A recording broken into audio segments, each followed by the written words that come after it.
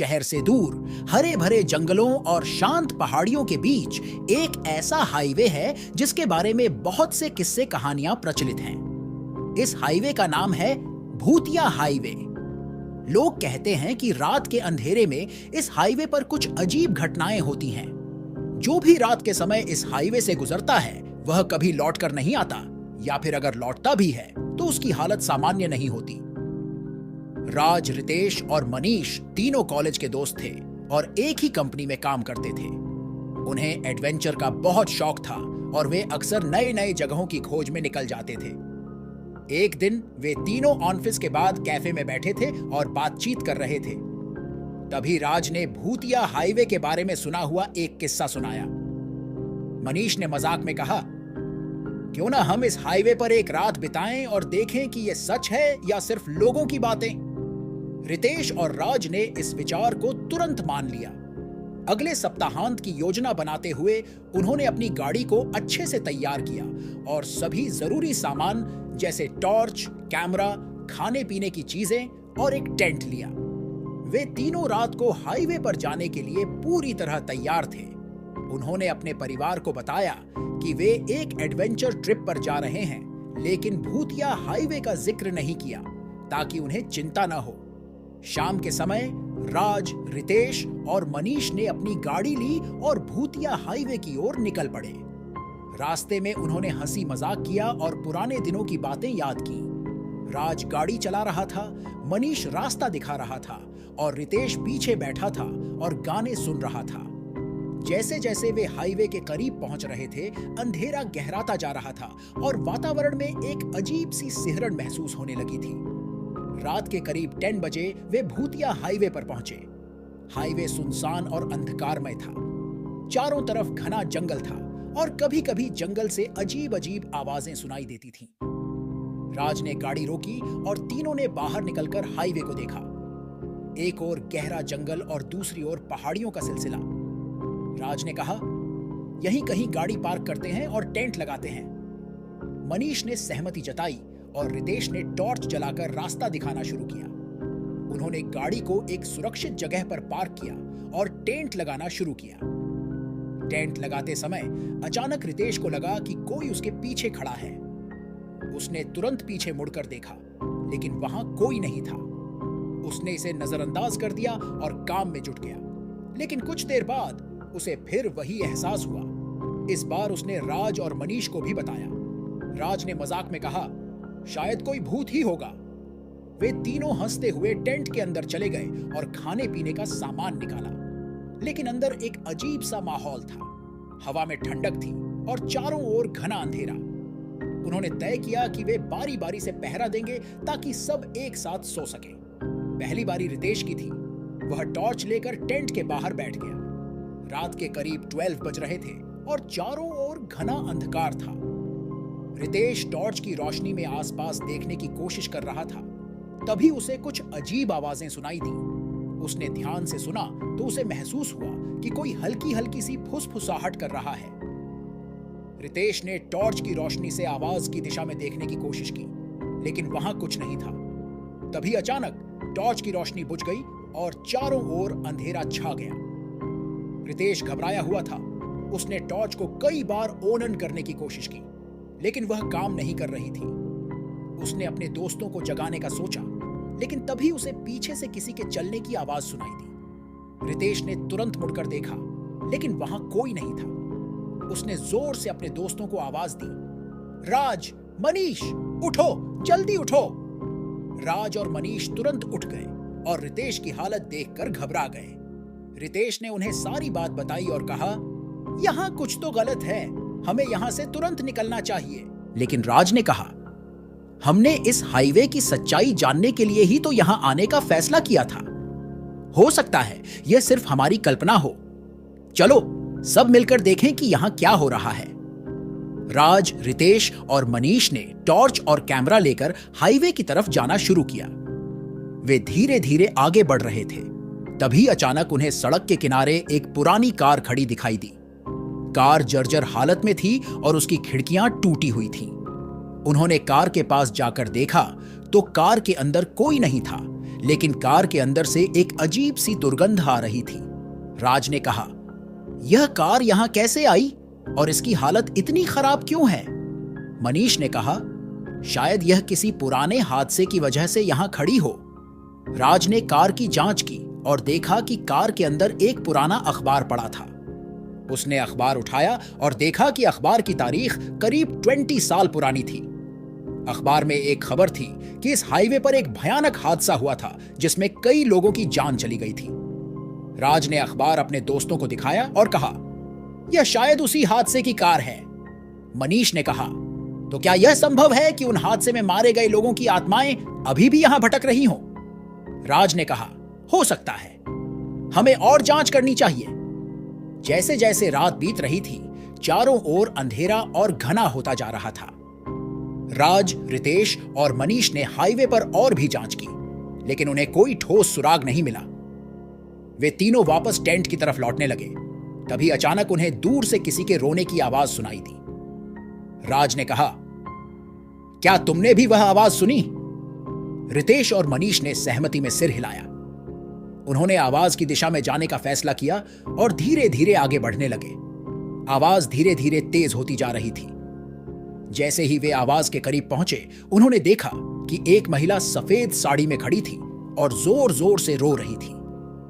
राज ने हिम्मत जुटाकर पूछा, आप कौन हैं और यहां इस हालत में क्यों हैं? महिला ने अपना चेहरा उठाया और बोली, मुझे यहां से निकलने में मदद करो। मुझे यहां फंसे हुए कई साल हो गए हैं। उसकी आवाज में अजीब सी कंपी थी।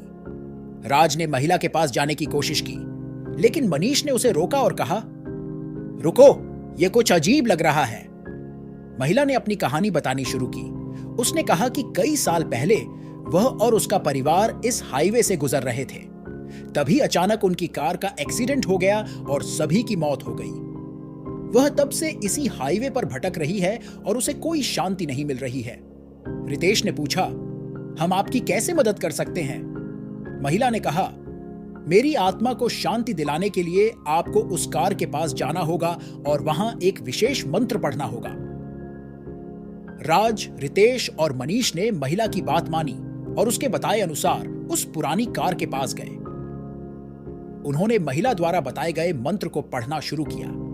जैसे जैसे वे मंत्र पढ़ रहे थे, उन्हें महसूस हुआ कि चारों ओर का माहौल बदल रहा है। हवा में ठंडक बढ़ गई और अचानक एक तेज रोशनी दिखाई दी। महिला ने कहा, धन्यवाद, अब मेरी आत्मा को शांति मिल गई है। और वह धीरे धीरे गायब हो गई।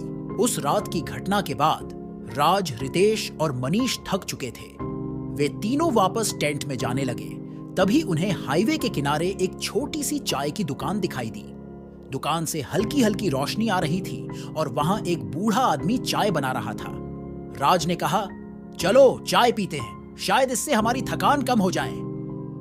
वे तीनों दुकान की तरफ बढ़े और बूढ़े आदमी से चाय मांगी। बूढ़े ने बिना कुछ कहे 3 कप चाय बना दी और उन्हें दे दी। राज ने बूढ़े से पूछा, आप यहां इतनी रात को चाय की दुकान क्यों चला रहे हैं?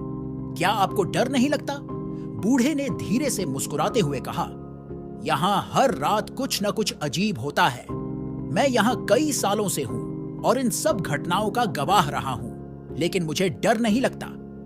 चाय पीते पीते बूढ़े ने अपनी कहानी सुनानी शुरू की। उसने कहा कि कई साल पहले इस हाईवे पर एक भयानक हादसा हुआ था जिसमें कई लोग मारे गए थे। तब से इस हाईवे पर अजीब अजीब घटनाएं होती रहती हैं।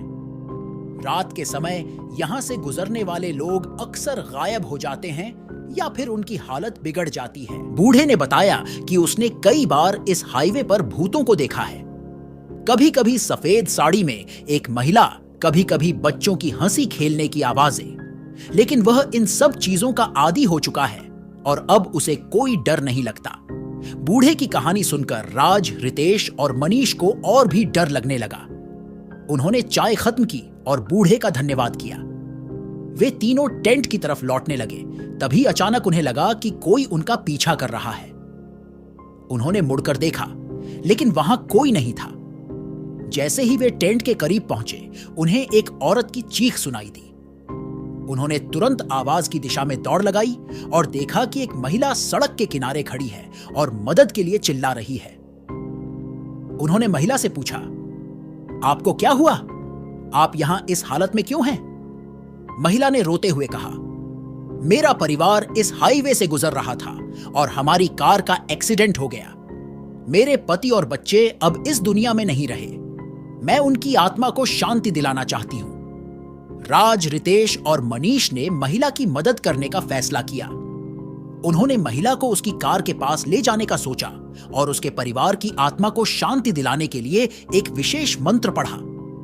जैसे ही उन्होंने मंत्र पढ़ना शुरू किया, चारों ओर का माहौल बदलने लगा। हवा में ठंडक बढ़ गई और अचानक एक तेज रोशनी दिखाई दी। महिला ने कहा, धन्यवाद, अब मेरी आत्मा को शांति मिल गई है। और वह धीरे धीरे गायब हो गई। रात के करीब 3 बज चुके थे और वे तीनों अब और भी थक चुके थे। उन्होंने सोचा कि कुछ देर के लिए गाड़ी में आराम कर लें और सुबह होने का इंतजार करें। वे अपनी गाड़ी की तरफ बढ़े और रास्ते में एक पेट्रोल पंप दिखाई दिया। पंप पर कोई नहीं था, लेकिन वहां की लाइटें जल रही थीं। राज ने सोचा कि गाड़ी में तेल भरवा लेते हैं ताकि वापस जाने में कोई दिक्कत ना हो। वे गाड़ी लेकर पेट्रोल पंप पर पहुंचे और देखा कि वहां एक आदमी खड़ा है जो बहुत ही अजीब दिख रहा था। उसकी आंखें लाल थीं और चेहरा बहुत ही डरावना था। राज ने डरते हुए उससे पूछा, क्या यहां पेट्रोल मिल सकता है? उस आदमी ने बिना कुछ कहे पेट्रोल भरना शुरू कर दिया। राज, रितेश और मनीष को उसकी हालत देखकर बहुत डर लग रहा था। पेट्रोल भरने के बाद उस आदमी ने राज से पैसे नहीं मांगे और बिना कुछ कहे चला गया। राज, रितेश और मनीष ने जल्दी से गाड़ी में बैठकर वहां से निकलने का फैसला किया। वे हाईवे से गुजरते हुए सुबह होने का इंतजार कर रहे थे। जैसे जैसे सूरज उगने लगा, उन्होंने महसूस किया कि वातावरण बदल रहा है और चारों ओर का अंधेरा धीरे धीरे कम हो रहा है। जब वे हाईवे से बाहर निकले तो उन्होंने राहत की सांस ली और सोचा कि उन्होंने एक बहुत ही खौफनाक रात को झेला है। वे तीनों वापस शहर की ओर लौटने लगे और रास्ते में उन्होंने सोचा कि इस अनुभव को कभी नहीं भूल पाएंगे। इस घटना के बाद राज, रितेश और मनीष ने यह सबक सीखा कि कुछ जगहों की रहस्य और कहानियां सच भी हो सकती हैं। उन्होंने तय किया कि आगे से कोई भी एडवेंचर करने से पहले पूरी तैयारी और सोच विचार करेंगे। वे तीनों वापस अपने घरों को लौट गए और अपने परिवारों को इस खौफनाक रात की कहानी सुनाई। परिवार वालों ने उन्हें समझाया कि ऐसे खतरनाक जगहों पर जाने से बचना चाहिए और अपनी सुरक्षा का ध्यान रखना चाहिए। इस घटना ने उनके जीवन को हमेशा के लिए बदल दिया और उन्हें यह समझा दिया कि कभी-कभी कुछ रहस्य और कहानियां सिर्फ कहानियां नहीं होती, बल्कि सच में हमारे आसपास होती है। दोस्तों, अगर वीडियो अच्छा लगा हो तो लाइक, शेयर और आप कहां से देख रहे हो कमेंट में बताना। ऐसे ही वीडियो के लिए चैनल को सब्सक्राइब कर देना।